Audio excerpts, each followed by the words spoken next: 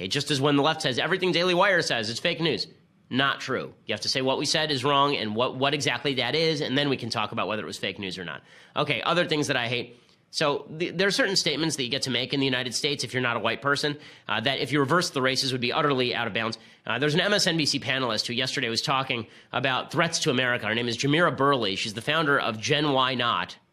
Just awesome. And here's what she had to say about threats to America. When we're looking at black identity extremists, what did you take away? He even appeared to smile or smirk at one point. Well, it's just shocking. I mean, this is a report that was issued in August by the FBI's counterterrorism domestic unit. And it was identifying what they said was an entirely new domestic terrorist threat. So to hear Sessions say that he has not heard of it or has not looked at the report just is very disingenuous at best. I mean, when we first saw this report, we were shocked. Jamira, your reaction? I mean, what is extremely disturbing about Jeff Sessions and the FBI rhetoric around this idea of black identity extremists is that it continues to highlight, I think, white Americans' disdain with black people demanding their equal due, which is protection under the law, access to resources, and the ability to freely move throughout society without being both victimized and criminalized. Instead, it does what it always does, which is to try to demean our movements and to villainize our leaders in a way that I think is actually counterproductive to moving our society in the right direction. Your perception, Sharon, of when the Attorney General was asked by Congresswoman Bass there, what about the KKK? What about skinheads? What about neo-Nazis? Well, do you have, and of course I'm paraphrasing, a white identity extremist list or report also in process or the idea thereof?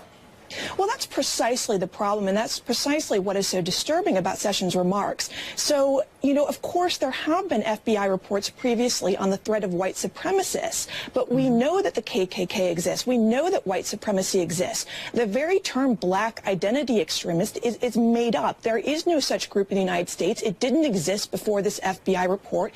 It came out of thin air.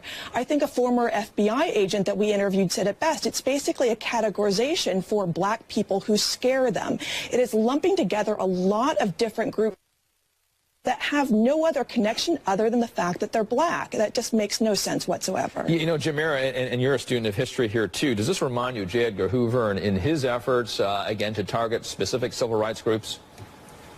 No, exactly. Again, it continues to try to undermine and I think criminalize our leaders in a way that undermines the movement. We saw that with MLK when J. Edgar Hoover wrote letters telling him to commit murder. We saw that when Fred Hampton was actually assassinated by police. And so I think this is nothing new. What is interesting, though, is that white men continue to pose the biggest threat to Americans every single day. It's been documented and verified that they are more likely to burn down churches, more likely to commit mass murders and mass shootings.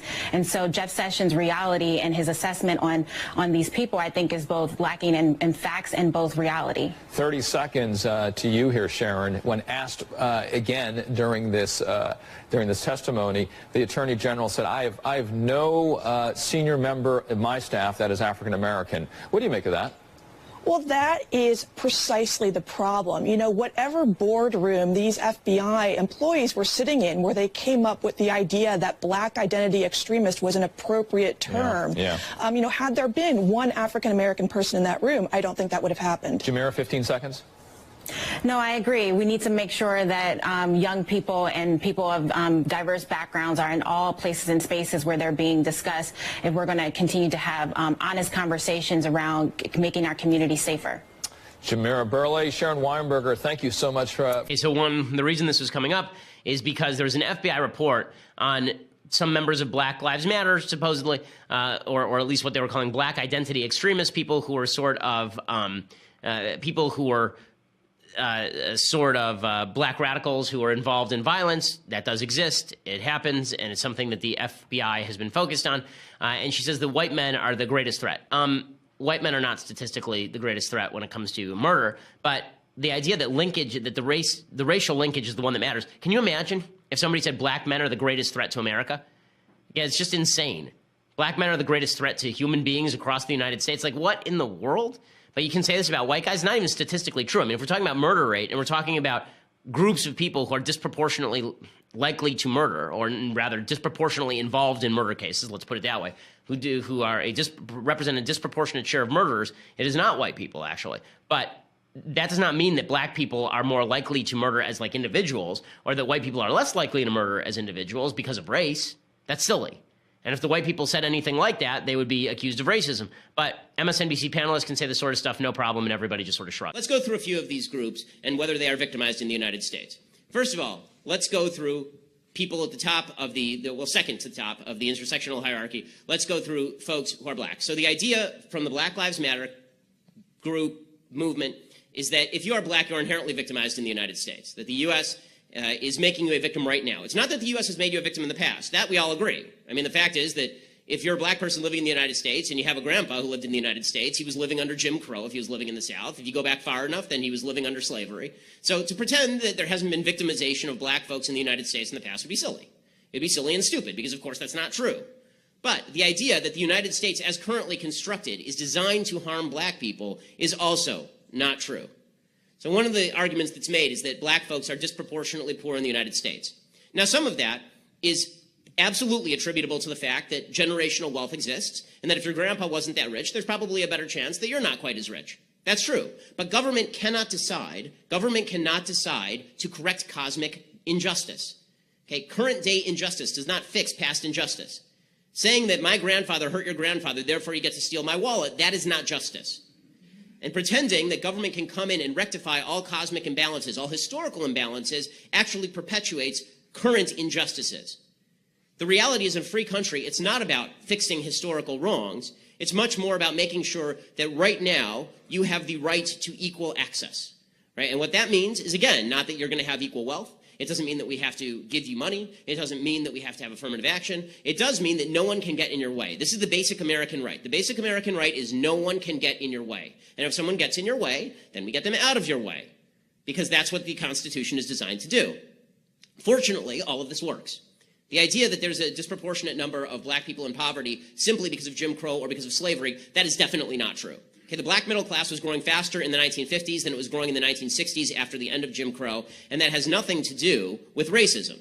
If the argument is that too many black people are poor now, or that black people are worse off now than they were in 1970, you have to ask yourself a question. Is that because racism increased in American society? Of course not. Racism has not increased. It's radically decreased in American society. In fact, 10% of all marriages in the United States are now interracial. Here's the rule to get out of poverty. It has nothing to do with race. It has to do with behavior. There are actually 3 rules. You want to get out of poverty? You don't want to live in permanent poverty? You only have to do 3 simple things. Get married before you have babies, finish high school, get a job. That's it. That's not me, that's the Brookings Institute, which is a left-leaning think tank in Washington, D.C. According to the Brookings Institute, 2% of Americans, 2% who follow these 3 rules are in poverty. 75% have joined the middle class. Those are very simple rules. Okay, you're all capable of doing these things. You're all capable of finishing high school. You're all students in Northwestern, so you did that already. You're all capable of getting a job. Even political science majors will eventually get a job. And you're all capable of waiting until you get married to have a baby. Just don't put that thing there without that other thing on it. Okay, guys? You can handle this. The fact is, the reason for poverty is because people do not follow these rules. 71% of poor families with children are unmarried. The poverty rate among non-married white families was 22% as of 2008. The poverty rate among black married couples that same year was 7%. What happened to the racism? Why is it that black married couples are doing better than white single families? Well, it's because it has to do more with the decisions that are being made than the color of the skin. And by the way, if we're going to talk about disparity in income and the idea that that's all racially motivated, you have to answer one question. Why is it the highest family income is among Asians in the United States? Because the Constitution was written in Korean for Asian people. The system was designed just for Asian people. Okay, if Asians have never been victimized in American society, what utter tripe. Okay, how about crime? The idea that black folks are being disproportionately thrown in jail because the system is out to get them. Well, no. Felonies are under-prosecuted in the black community because there are not enough cops in black communities. You want to know the single best way to stop crime in the black community? Put more cops in the black community, shut down the crime, put the criminals in jail, allow investment in the black community, and allow people to get jobs in the black community, creating a tax base from which you can create an educational system. Crime destroys communities. Law-abiding black folks know this. It is crime that destroys black communities, not the cops. Police are less likely to kill black people than white people in shooting scenarios. In 2015, cops shot 987 people. A huge majority of those were armed or threatening deadly force. Blacks represented 26% of those shot, which sounds like a really high statistic until you realize that nearly 50% of all murders in the United States are committed by people who are black. That is not an argument that black people are inherently more likely to commit murder. It is an argument that if you are policing crime, you have to police crime, and you can't do affirmative action based on race with regard to crime. Police officers, by the way, are nearly 19 times more likely to be shot by a black male than an unarmed black male is to be shot and killed by the police. So this idea that the cops are running around shooting people is just not true. Now, let's not pretend that it doesn't happen. It does happen. Okay, cops are mistrained. We saw it in the Laquan McDonald case right here in Chicago, right? There are cases, clearly, where there are cops who are mistrained or cops do the wrong thing, and those cases should be prosecuted to the full extent of the law. And that's up to the mayor here, Rahm Emanuel, a Democrat, to do something about that. But the fact is that if the idea is that police all across the country are engaged in some sort of broad attempt to quash black folks, that's just not true. There's no statistical evidence to suggest that is the case. That didn't stop Northwestern University from putting a BLM sign at Norris University Center last year.